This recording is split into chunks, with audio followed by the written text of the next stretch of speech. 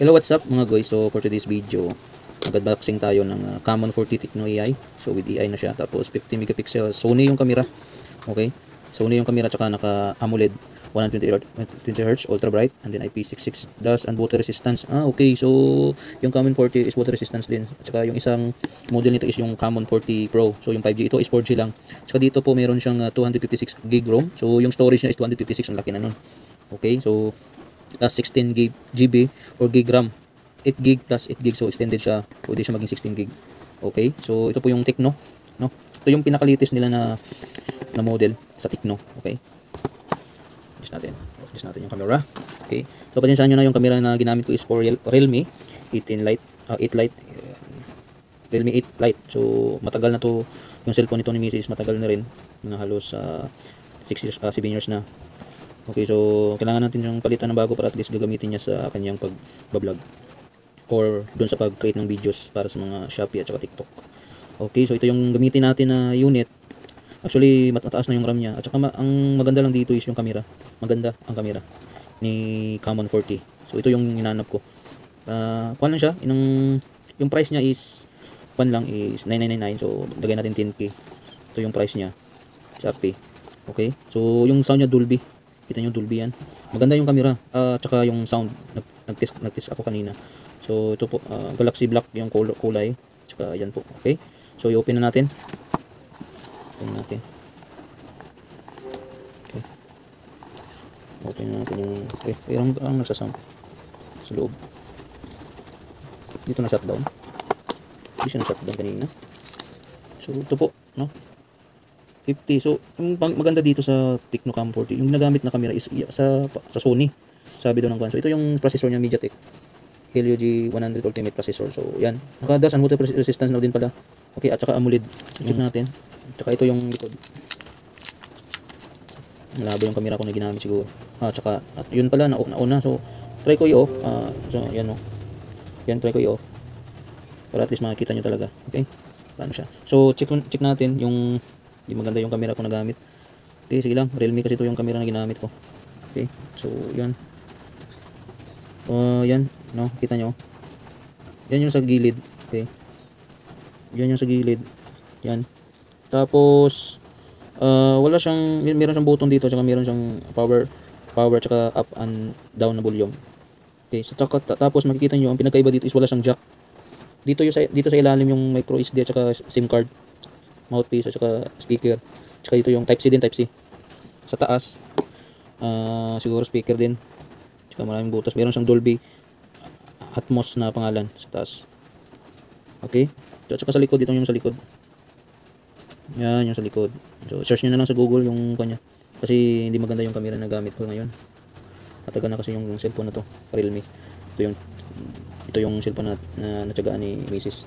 7 years ago na, or 8 years. So i-on natin. So mag-on daw, dito long press lang. Tsaka may AI siya. Mayroong pangalan na AI, ano yung ginagamit na AI.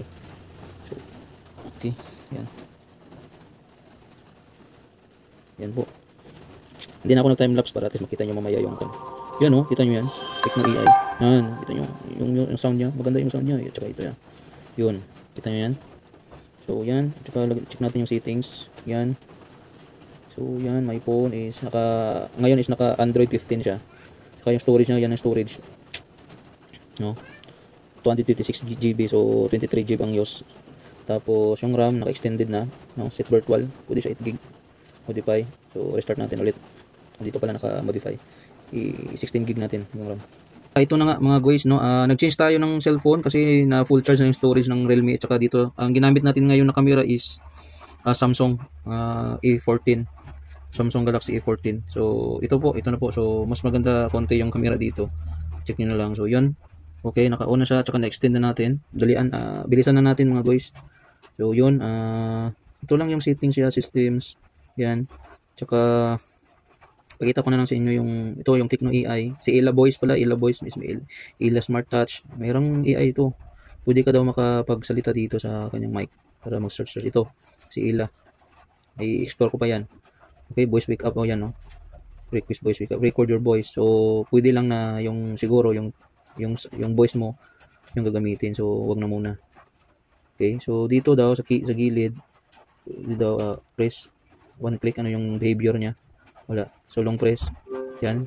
Si AI yan. Merong DeepSeek. No network connection. So, parang AI na yun. May AI talaga to. May AI siya. Tapos, connect natin sa sa Wi-Fi Connect natin sa Wi-Fi. Okay. Wait lang. Pause ko muna. Yun. Nakakonect na sa Wi-Fi. Okay. So, check natin yung sa YouTube. Check natin yung sound. Okay.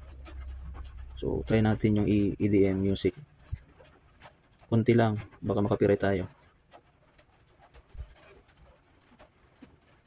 Yun. Ito. Yun. Ito yun. Music. Grabe.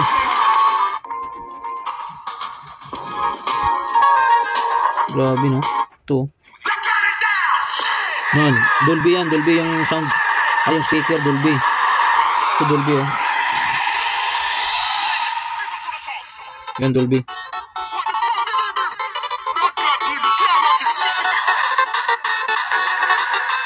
Yan.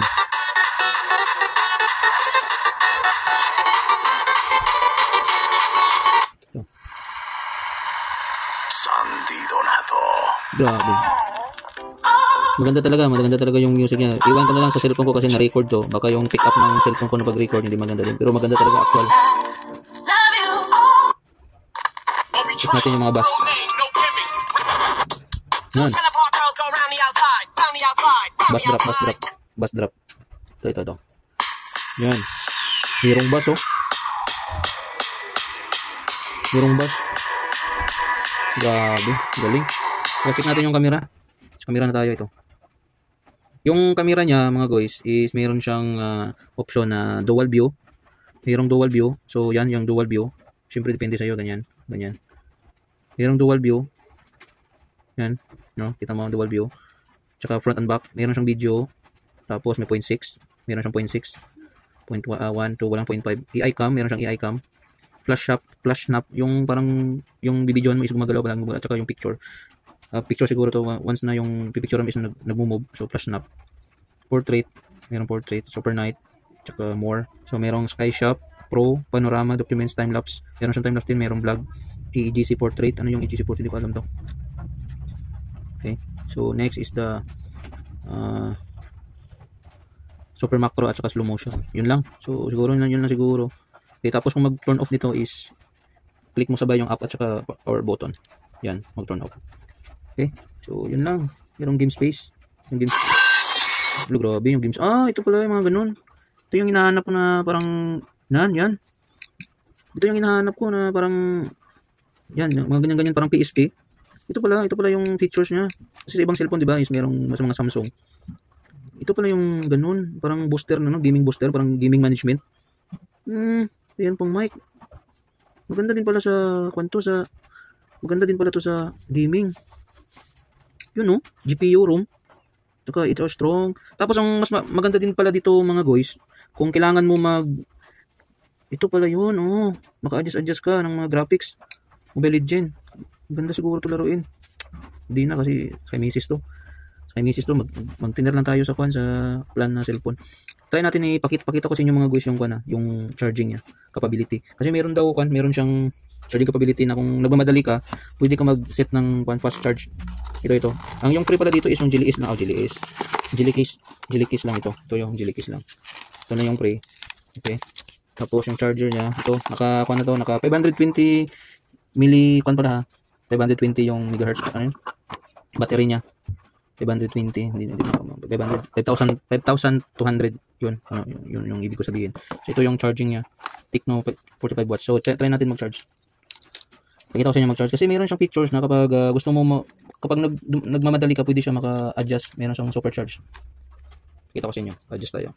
Okay, so charge. Saksak natin. Saka dito. Ito. Pasok natin. Type C. Yan. Kita nyo yan. Merong max 45 watts. Tsaka merong smart. Kita nyo yun, no? Maganda siya kasi nakikita yung percentage. Tapos, kung gusto mo mag-supercharge kasi nagmamadali ka, merong hypercharge. Yan. Tama yan, no? Ang bilis, oh. Yan. Ito yan. Bung na nun. 51 kagad. yung hyper, yung supercharge na features niya. Pwede mapadaliin. Ganda nito. Kung madali ka, no? So, pwede mo ma-adjust. Alright. So, yun lang mga guys. Kasi malapit na ako mag 15 minutes. Maraming salamat.